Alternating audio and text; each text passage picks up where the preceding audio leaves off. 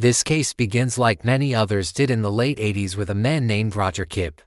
Kibb was a successful salesman, but he had a bit of a problem. He couldn't keep his hands off young girls. But because this all took place in the 80s, his actions went unnoticed, or worse, they were even praised.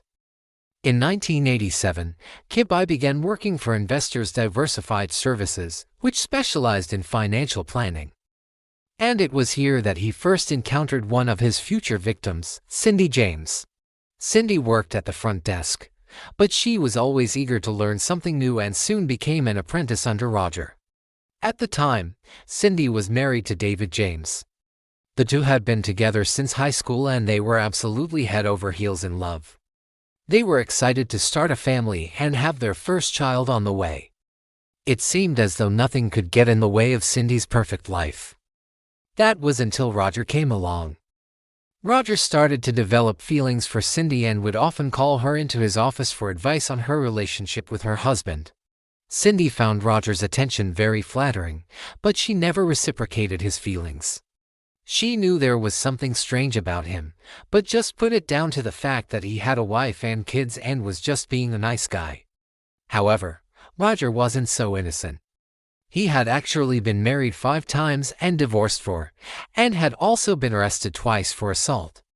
After finding out he had a history of violence, Cindy started to steer clear of Roger. But despite her efforts, Roger was persistent. He continued to make comments about how well-suited he and Cindy were and told her that if she didn't leave her husband, they could be together.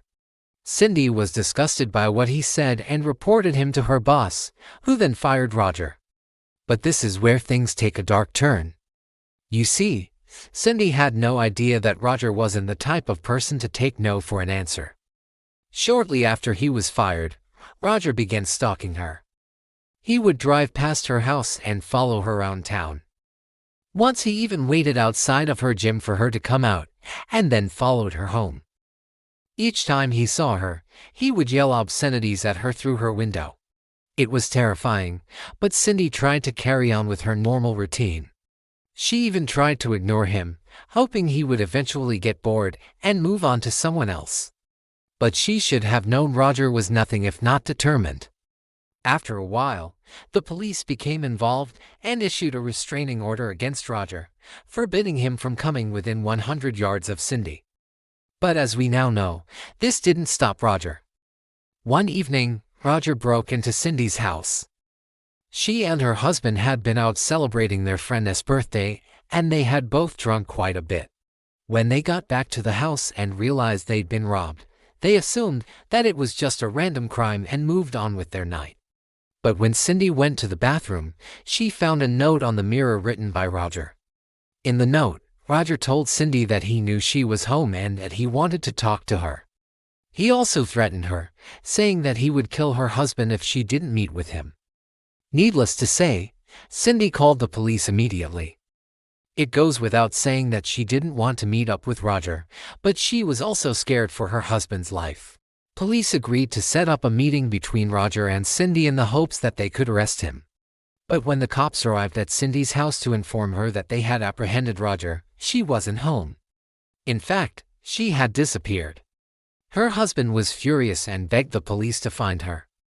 But nobody knew where she could be.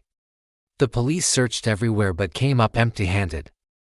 Days turned into weeks, weeks into months, and eventually, everyone gave up hope of ever seeing Cindy again. However, just before she disappeared, Cindy had been 8 months pregnant. And since no body had been found, it was assumed that she had simply run away to start a new life somewhere else. But if that was true, why leave her unborn child behind? Even more confusing, her purse, car keys, and money were all left behind, meaning she most likely didn't plan on coming back. To this day, nobody knows exactly what happened to Cindy. But the lead detective on the case has a theory. He believes that Roger must have abducted her and that her body will one day turn up in a remote location. Little did he know how accurate his prediction would turn out to be. It would be 3 decades before any news came on the case. But in 2016, a massive breakthrough occurred. A team of officers were searching a remote area of El Dorado County when they stumbled upon some human remains. They carefully excavated the area and soon discovered several pieces of jewelry, including a heart-shaped pendant. After some research, the police confirmed that the jewelry belonged to Cindy. This meant that all these years later, the police finally had a lead in the case. The only question was, how did Cindy end up in this remote area of California? And what happened to her abductor? Well, to find out, we need to go back to the beginning of the story. When Cindy first met Roger, he was already married to a woman named Charlene. But when the police dug a little deeper into his past, they uncovered a secret that sent chills down their spines. You see, Roger had a history of killing his wives. Throughout his lifetime, he had been married 6 times, and 5 of his wives had died under mysterious circumstances. So it wasn't long before the police started to suspect that Roger had something to do with Cindy's disappearance. However, when they searched his house, they couldn't find any evidence connecting him to the crime. Roger claimed to be innocent and said that he had nothing to do with Cindy's disappearance. In fact, he volunteered to take a lie detector test. But tragically for Roger, every single result was inconclusive. One day, Roger's son decided to dig up his father's dark past. He wanted to uncover the truth once and for all and find out if his dad was a serial killer. He found a newspaper article detailing the suspicious deaths of his father's previous wives. And when he confronted his dad about it, Roger admitted to everything. He confessed to killing all 5 of his wives, as well as Cindy. But he denied killing his own son's mother, claiming that she died of natural causes. Roger revealed that he had buried Cindy's body in a remote area of El Dorado County, the same place where the police found her remains. He also admitted to abducting another woman named Rebecca Lee in 1981. The police were shocked to hear this, but Roger was already in prison for life, so he couldn't hurt anyone else again. As for Cindy, her family was relieved to finally have answers, but they still had a lot of questions. What exactly did Roger see in Cindy? Why did he have to kill her? And why did he wait so long to confess? Well, unfortunately, we may never know the answers to those questions. Some people believe that Roger was attracted to Cindy because she reminded him of one of his previous wives, while others believe that he simply killed her because he was a jealous lover. But whatever the reason, one thing is for sure, Roger was obsessed with Cindy. He wouldn't let the fact that she rejected him stop him from pursuing her, even if it meant taking her life. When the police interviewed Roger about his childhood, they uncovered a disturbing pattern of behavior. He grew up in a violent household and witnessed his father abuse his mother on several occasions. This led to a fascination with violence and a desire to control other people.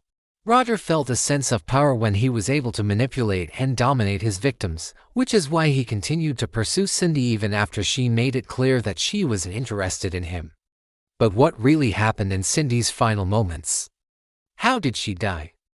Well, according to Roger, he invited Cindy over to his house under the false pretense of returning some documents. But when she arrived, he attacked her and strangled her to death.